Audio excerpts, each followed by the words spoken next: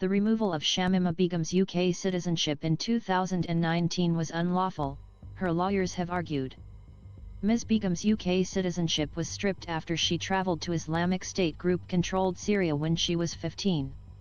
In a hearing challenging the decision, her legal team said it ignored the fact that she may have been trafficked into Syria, adding she has been banished. The Home Office said Ms. Begum was a risk to national security in 2019, and MI5 assesses she still poses a risk.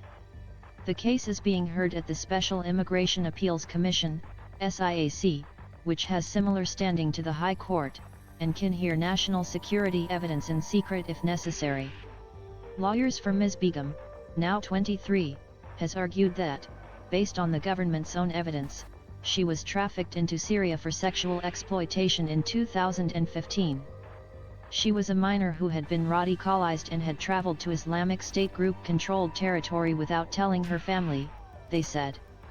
Ms. Begum ran away from home at the age of 15, with two other East London schoolgirls, Khadija Sultana, 16, and 15-year-old Amira Abbas. Once there, she married a Dutch recruit and lived under his rule for more than 3 years. She was found by the Times newspaper in a Syrian refugee camp in 2019.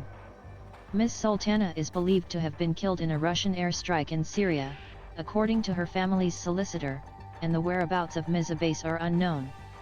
Marrying Ms. Begum off to an adult in Syria was part of the IS agenda, and MI5 knew this, her lawyer Samantha Knights KC told the court. Ms. Begum left IS territory in 2019.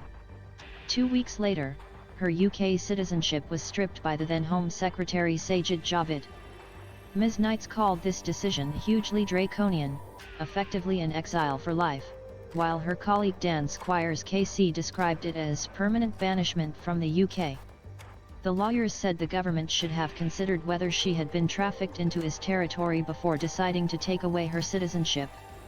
They also argued the Home Office had not properly considered the effect taking away Ms. Begum's citizenship might have on the wider Muslim community and other minorities in the UK. Mr. Squires said for some people British citizenship is somehow conditional on their good behaviour. The legal team also suggested that Mr. Javid had made up his mind to take away the citizenship before seeing all the official documentation. In a statement, Ms. Begum's mother Asma Begum told the hearing that her world fell apart when her youngest daughter went to Syria, adding that she still thinks about her every hour of every day. Many of her belongings are still where she left them, Ms. Begum's mother said, including her school blazer still hanging on the door in the front room just as it was when she left. Lawyers for the Home Office will make their legal submissions on Thursday, the fourth day of the 5-day hearing. But in written submissions the Home Office said, MI5 assessed that the best way to mitigate the threat posed to national security by Ms. Begum was to deprive her of her citizenship.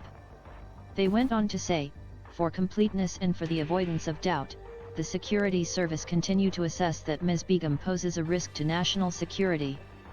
The decision to take away Ms. Begum's citizenship was made soon after she re-emerged from territory controlled by the Islamic State group as it's collapsed. MI5 assessed that she had only fled to save her unborn son, after her 2 other children had died, rather than because of a move away from his ideology.